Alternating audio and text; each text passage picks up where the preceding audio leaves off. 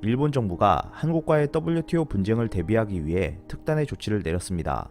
이번엔 절대 한국에 지지 않겠다는 의지가 엿보이고 있는데요. 자세한 내용 알아보았습니다. 일본 정부가 국가 간 경제 분쟁을 다루는 국제소송 사건에서의 대응 능력을 강화하기 위한 조직 정비를 서두르고 있습니다. 7월 29일 요미우리 신문에 따르면 일본 정부는 국제소송 전담부서로 외무성 국제법국에 경제분쟁 처리과를 신설한다고 밝혔습니다. 이와 함께 일본 국가안보회의 사무국 역할을 하는 국가안보국에서 경제안보 정책을 맡은 경제반 인원을 현재 20명에서 내년에 30명 체제로 확충할 방침입니다.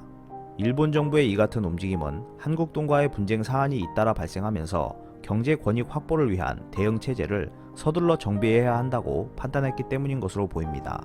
한국의 조선사업 지원 정책, 일본의 수출 규제 문제 등을 놓고 세계무역기구에서 한국과의 격돌을 앞두고 있는 일본은 남극해에서 연구조사를 명목으로 식용고래를 잡는 것을 놓고 국제사법재판소에서 호주와 다툰 소송 결과 2014년 패소했습니다. 또한 지난해 4월에는 한국이 2011년 원전 폭발 사고가 있었던 후쿠시마 등지의 수산물 수입을 금지한 것을 놓고 WTO에서 벌인 싸움에서도 패소했습니다. 일본 정부는 특히 한국과 접전한 WTO 수산물 분쟁 때는 1심에 해당하는 분쟁처리소 위에선 자국 주장이 인정된 점을 믿고 막판까지 승소를 확신하고 있다가 역전패 당했는데요.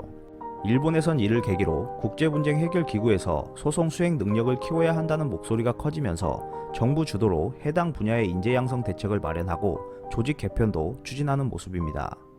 일본 정부는 이런 전략의 일환으로 외무성 경제국 산하의 국제경제분쟁 처리실을 과로 승격시켜 판례 정보 등을 축적하는 국제법 산하로 이관해 국제소송 사건에 대응하기로 했습니다.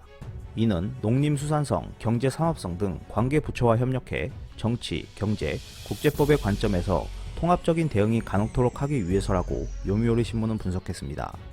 또한 일본 정부는 지난 4월 발족한 NSA 경제반을 내년에 10명 늘려 30명 규모로 키우는 등 향후 3년 안에 50명 체제로 강화하기로 했습니다. 요미우리 신문은 일본 정부가 NSA 경제반을 확충하려는 것은 경제 분쟁에 대한 전략적 대응 능력 강화와 더불어 차세대 이동통신 규격인 5G 등 정보기술을 둘러싼 미중 간 패권 다툼으로 경제안보 분야의 중요성이 커지고 있음을 반영한 것이라고 전했습니다. 일본 외무성은 종합외교정책국 산하의 신안보과제정책실을 경제안보정책실로 개편해 NSA 경제반과 협력체계도 강화할 방침이라고 밝혔습니다. 근본적인 원인이 무엇인지도 깨닫지 못하면서 준비 중인 일본의 대책들이 과연 성과를 낼 수 있을지 관심이 쏠리고 있습니다. 이상 피커TV였습니다. 끝까지 시청해주셔서 감사합니다. 유익하셨다면 구독, 좋아요, 공유하기도 꼭 부탁드립니다.